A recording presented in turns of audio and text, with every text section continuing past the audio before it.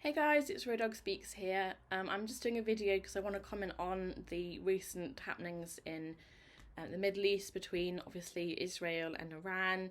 Israel has committed a preemptive strike against Iran, sending missiles over to try and target nuclear bases because the fear is that Iran has been developing a nuclear weapon and has been consistently argued by Netanyahu over the years.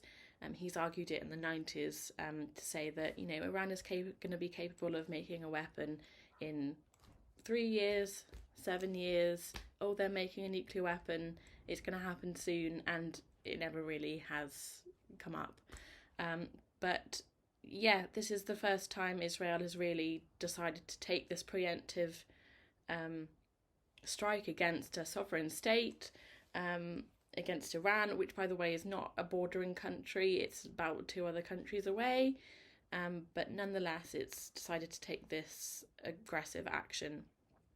And yeah, I just wanted to make this video because I'm struggling to get my head around the reactions of the media, the Western media, and how they are still coming to the defense of Israel, and I should really specify the Israeli government, the extremely right-wing Likud party, and Netanyahu, who is the Prime Minister of Israel, who is wanted by the ICC as a war criminal,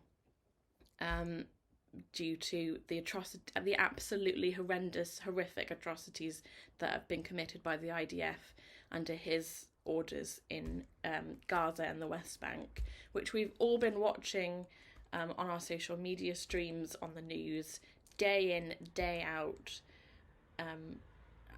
Absolutely desperate people trying to get help, get aid, get food, shelter, being indiscriminately shot at and bombed every single day.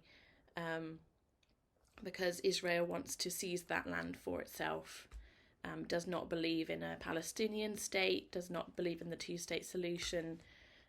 Netanyahu is just a monstrous, bloodthirsty, evil individual who just wants to eradicate the Palestinian people out of their land, has pushed them south, all the way south to the borders of Egypt and Rafah, where they are trying to distribute aid. The UN is, amongst other activists and protesters who have travelled from Cairo to Rafah to try and deliver and make a point about how much the plight of the Palestinians should not be forgotten, and these desperate people just need help, and we should all be thinking of them and sympathizing with them because they are the victims in this, not Israel. I don't think. No, Palestine, the Palestinians and the people that live in Gaza are the victims in this. They are the poor, tragic victims in a terrible conflict, and genocide. I'm going to use that word because that is what we are seeing. And yet still, even now, I'm struggling to get my head around how the Western governments, including ours in the UK, are still trying to support and defend Israel. And I just too little too late when they say things like, we've heard Keir Starmer say he's very concerned and we should all exercise restraint and just try and pull back. And too little too late. You've been supporting the Israeli government for decades, supplying them with weaponry, components for military aircraft, even as we speak. And it's looking quite likely at the moment that the UK government might step in to support Israel against Iran, when Iran hasn't been the one that started this. Israel has been. Israel has been continuously trying to provoke other countries around it. So it's attacked Lebanon, it's attacked Syria, it's attacked Iran several times. And it's just a way of further destabilizing the region and trying to get other Western powers involved, especially the US, where there is a very, very powerful pro-Israel lobby that desperately wants the US to get involved on behalf of Israel to fight their war for them against Iran. I mean, this absolutely, to me, screams of Iraq 2.0. We all saw 20 years ago when Tony Blair followed George Bush to Iraq like a lapdog, and we all know how that turned out and what the results of that were. So, you know, I just really, really wish that our country would show some bloody backbone and stand up and say, actually, no, Israel, you're by yourself in this. You know, we had nothing to do with it. We're going to continue to have nothing to do with it. We're going to stop arms licenses to you. We're going to stop sending military aid to you. We're just going to cease in our support.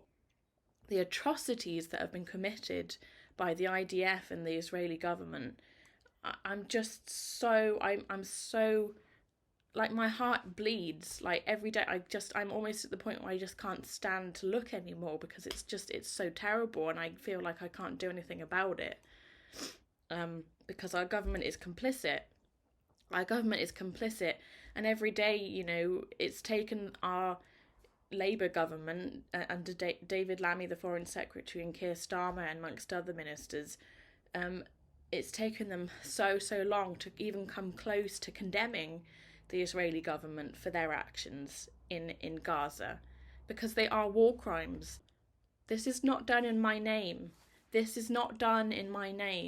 And I really worry what our actions are going to be, and just how powerful the Israel lobby is in pushing other countries to go to war on their behalf. Just watching this day after day after day, just watching our governments just carry on defending the indefensible. I don't understand it, and I feel like they'll just carry on doing this, and I don't understand it. Do they know something that we don't? I don't know. But it just makes me sick. It makes me sick that this is done with my taxpayer money. It's disgusting. So yeah, that's what I wanted to say, guys. Don't forget to give this video a thumbs up and subscribe if you want, and I'll see you again soon. Bye.